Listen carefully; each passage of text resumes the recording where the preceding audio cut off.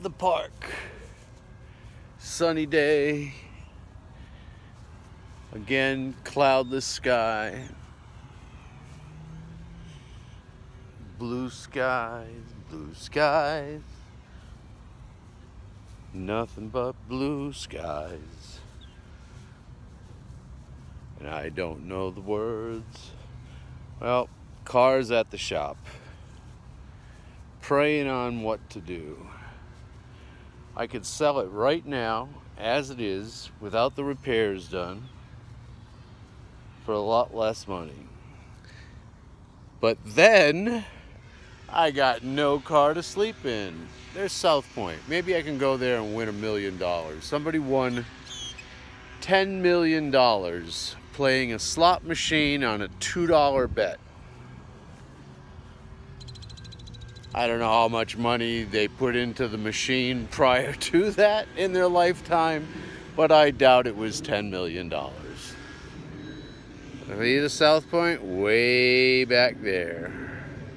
That gold building, that be the South Point. It's a pretty nice park. It'd be nice if it had a pool or a lake.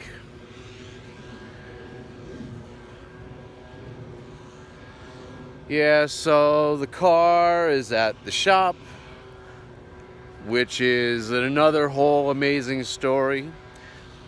So I used to work for Billy Bosom Shabo, a Chaldean gentleman who is really cool, who helped me out when I was basically homeless another time a few years ago, and gave me a job.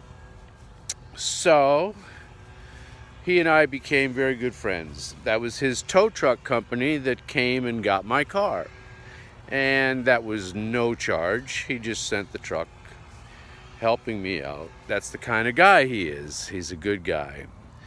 So anyway, where the shop is, where the convenience store is 9111 Las Vegas Boulevard South. Not far from that South Point, which is right between those trees. That be the South Point. And so the shop isn't far from there. The smog shop, where my car is on the property. And they paid rent to my guy, Bosom Shabo, who owned the express stop where I worked. And I basically ran the place and did a lot of things for him, and I always said that I was his custodian in the literal sense. That is somebody that basically has the other guy's back and takes care of his money. And that's pretty much what I did. So anyway, to the point. The smog shop is run by Jose, who is Puerto Rican. Cool guy, nice guy, we get along. He sold me that car. He sold me the car that is now broken down. Gave me a really good deal on it. Held it for a long time for me. I made dribble-drabble sort of payments. Then gave him a chunk, and then I waited for the title for 6 months. Drove it illegally, but anyway, okay. So, yesterday, I'm like hanging out there, chit-chatting with all the mechanics that used to come into that little convenience store that was right next door and get waters and drinks and stuff, and we all like knew each other on a friendly, neighborly sort of basis. But here I find out that all of them, all the mechanics employed at Jose's shop, are all Filipino. They're all Filipinos. Another wink from God. Oh my Lord. I'm telling you, with the green room that I picked 2 years ago, and All these guys, and they're all Filipinos. Well, the biggest part of advice that I got from all of them was don't travel alone. Always be with people. I'm like, okay, well, I thought everybody was like super friendly. Oh yeah, they're real friendly. They'll befriend you. They'll feed you. They'll take you in. They'll let you sleep in their house. And then they'll kidnap you and hold you for ransom. And they'll take all your pension every time it comes.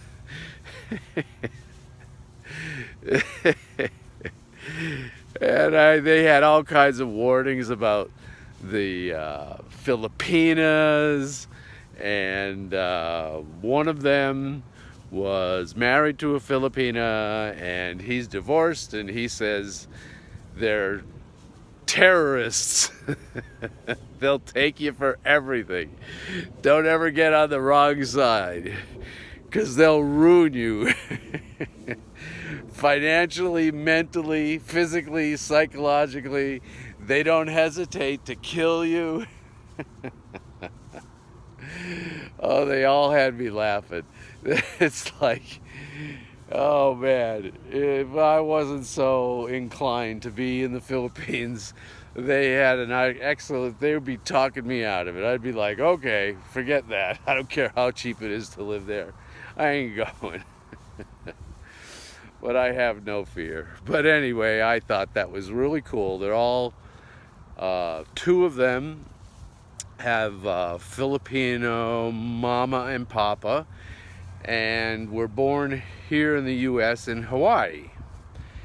And two of them, so there are four of them from the Philippines, and I think there's a fifth one from the Philippines, but he was off. But anyway, the four of them, four Filipinos, two born here in the U.S. and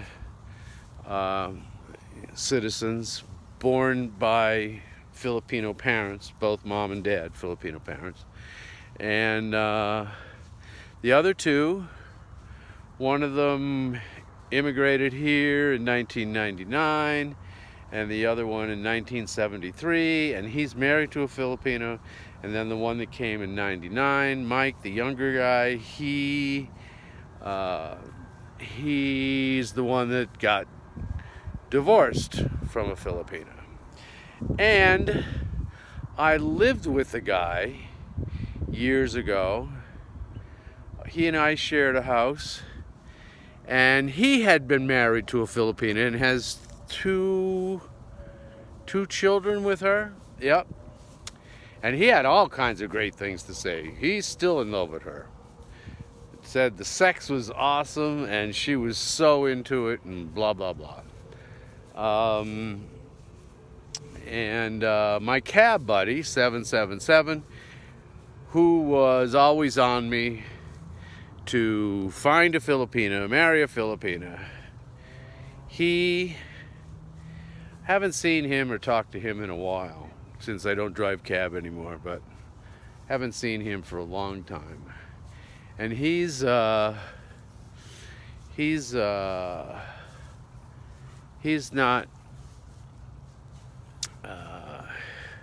but he's married to a Filipino. They have 3 kids. And there's Popo driving around. So that's my story about the smog shop and the Filipino guys and the God wink from here at the park.